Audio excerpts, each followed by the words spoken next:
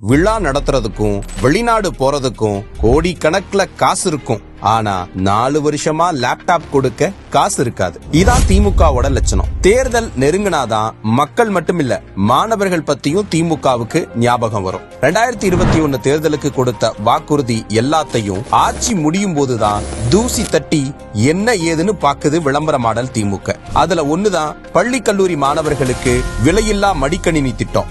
ஆட்சிக்கு முன்னாடி கொரோனா காலத்துல நிப்பாட்டின இந்த திட்டத்தை மறுபடி கொண்டு வருவோம்னு சொன்ன திமுக 4 வருஷத்துக்கும் மேல அத பத்தி மூச்சு கூட விடல. அப்படியே தப்பி தவறி கேட்டா கூட நிதி நெருக்கடி அது இதுன்னு காரணம் சொல்லி கடத்திட்டாங்க.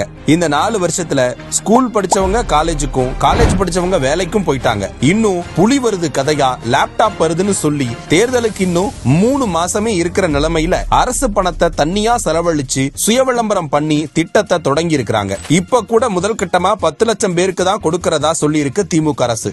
இன்னும் 10 லட்சம் மாணவர்களுக்கு லேட்டா தான் கொடுப்பாங்களாம். ஒரு லேப்டாப்ப 21,650 ரூபாய்க்கு கொள்முதல் பண்றதா சொல்லி இருக்கு ஆளும் திமுக அரசு. ஆனா ஆட்சி காலம் முழுக்க விளம்பரத்துக்கும் ஜெர்மனி மாதிரி வெளிநாட்டு சுற்றுலாவுக்கும் ஒவ்வொரு திட்டத்துக்கும் கோடிக்கணக்கில் செலவு பண்ணி வெற்றி விழாவுக்கும் பண்ண செலவுல 4 வருஷமா மாணவர்களை ஏமாத்தாம லேப்டாப் கொடுத்திருக்கலாம் முதல்வரே. தேர்தல் வருதுன்னு அவசரமா லேப்டாப் டோக்கன் கொடுக்கிறது, இதெல்லாம் பார்த்தா மாணவர் மேல இருக்கிற பாசத்தை விட அந்த ஓட்டு மேல இருக்கிற பாசம் தான் அதிகமா தெரியுது. இந்த 5 வருஷ காத்திருப்புக்கு அவங்க கொடுக்கிற லேப்டாப்ல சார்ஜ் நிக்குதோ இல்லையோ, மக்கள் மனசுல இருக்கிற கடுப்பு மட்டும் குறையாது.